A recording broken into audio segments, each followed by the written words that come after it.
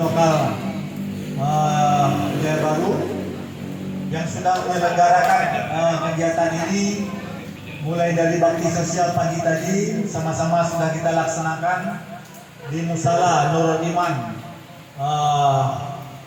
Kampung Lantemen Timur. Juga yang selanjutnya pada saat ini kita melaksanakan buka puasa bersama di posko kopi Sekretariat Sementara Rapi Lokal Jaya Baru.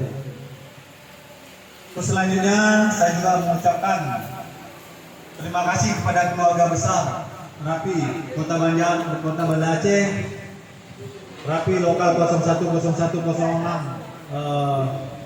Jaya Baru Kota Banda Aceh yang tetap sudah solid secara bersama-sama. Dari ujian tadi kita menyiapkan tempat yang ala kadar ini tak lain tak bukan adalah sebagai wujud sama-sama kita di dalam menjalin silaturahmi, ya.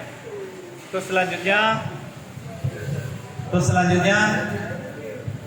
saya juga berharap effort ini tidak sampai di sini, terus berlanjut ke depannya.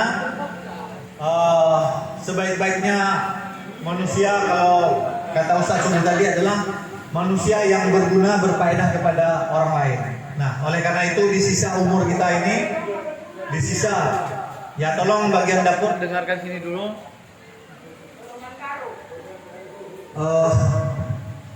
Di sisa umur kita ini kita pergunakan kepada kegiatan-kegiatan sosial kita, ya. Sekecil apapun, bukan tinggi nominal yang kita lakukan, yang kita laksanakan, tetapi bagaimana walaupun sekecil mungkin yang kita lakukan itu minimal berfaedah, berguna kepada orang lain, ya.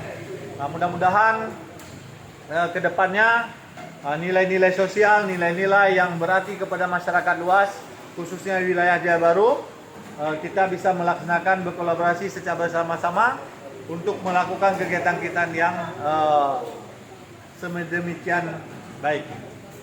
Terus selanjutnya sekali lagi saya mengucapkan terima kasih kepada para senior, pada pengurus baik di daerah maupun di wilayah yang sudah berhadir pada acara ini.